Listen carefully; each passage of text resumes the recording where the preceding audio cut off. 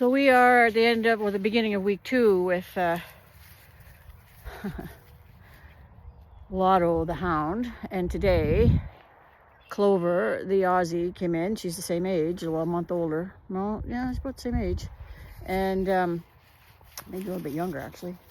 Anyway, we've got Prince and still Biker. So Clover's here for a tune-up for her play manners, and of course we know that Lotto is here to learn how to cope by being on her own. But what we're going to look at today, which you're going to see in this next few clips, are how I manage rough play, because these two, the play is out of control.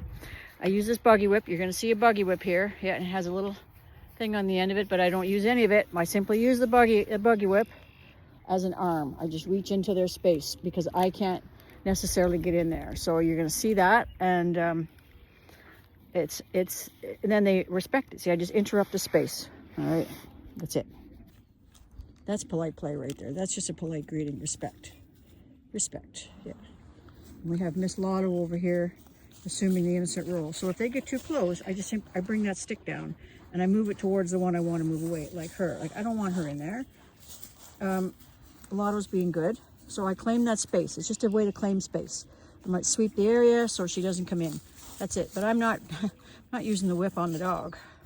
I might touch them to back them away, like that. Whoops, and that's it. But I can't do that with my arm. If I step off the line and she moves forward, and then it's just a zoo. And I can interrupt that. Biker doesn't like that, but he knows to move away. He won't engage in that. And if she starts to get rough, I can come in between.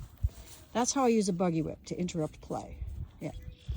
Prince uses his mouth, and I don't want that happening either. And he's claiming some space between the two of them because she was getting obnoxious, and this one was even worse. Because this one's like a bumblebee to him. At least with Clover, she's his size. And Biker, he just wants to stay out of trouble, don't you, bud? Yep. Here's the rule here at the Interior Dog Trainer. If you don't play nice, you don't get to play. And as you can see, Miss Lotto is now on her long line. She's not that restrained, but she was playing too rudely. Not rough, just rude, impolite to a dog that comes here all the time. She doesn't know that, but the point of the matter is she needs to have manners all the time. And she wasn't following the rules, so she doesn't get to play.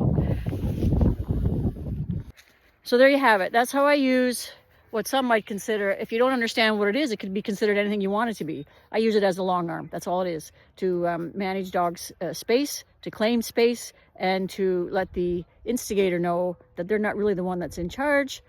As I use the long arm, I step into that space so they understand who really has the most presence. I'm Karen Laws, the Interior Dog Trainer. Let me know what you think of that approach in the comments. And always, if you need help, check the link in my bio and let's have a chat. And be sure to follow me for more great training tips.